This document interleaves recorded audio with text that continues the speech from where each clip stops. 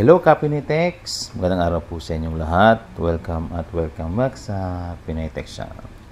Meron po tayo ditong Epson L14150. Ang gusto ko lang i-share sa inyo is kung paano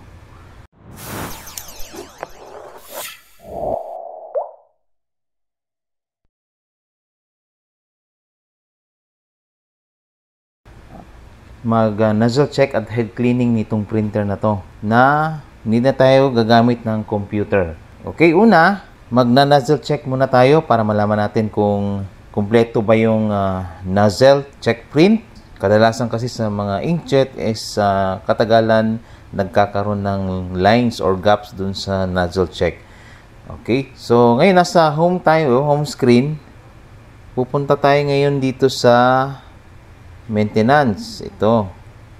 Ayan, dito sa maintenance, makikita mo na yung print head nozzle check, print head cleaning, power cleaning, print head alignment, fill ink, ink level setting, at remaining capacity ng maintenance box. So, nandito lahat. Magna-nozzle check muna tayo. Print head nozzle check.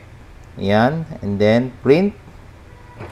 Para makita natin kung kumpleto ba yung output o yung buga ng nozzle. Ayan.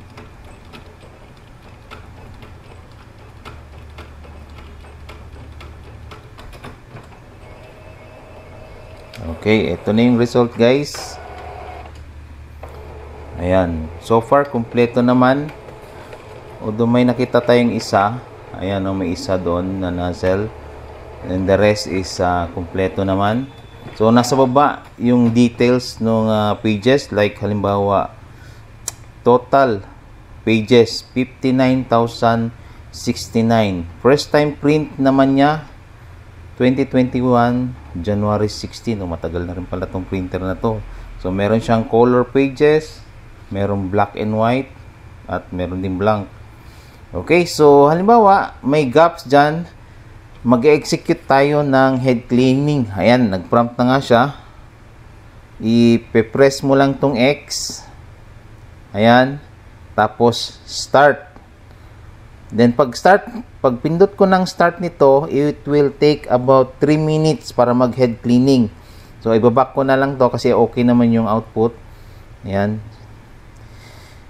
After ng head cleaning at nag-nozzle check, at ang result ng nozzle check is walang pagbabago, may gaps pa rin. Dito tayo ngayon sa power cleaning. Ayan. Medyo mahaba to.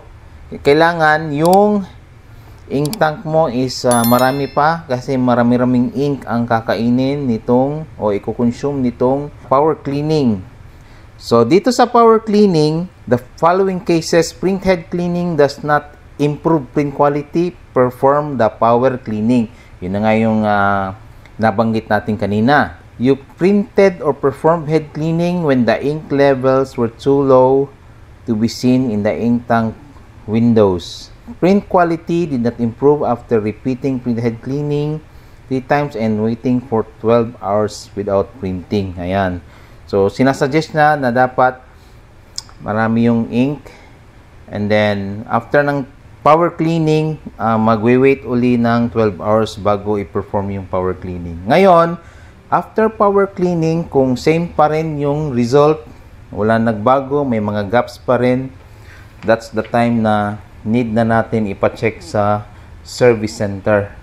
Possible, may iba pang cause kung kaya nagkakaroon ng, halimbawa, walang sayan o kulang yung print dun sa output.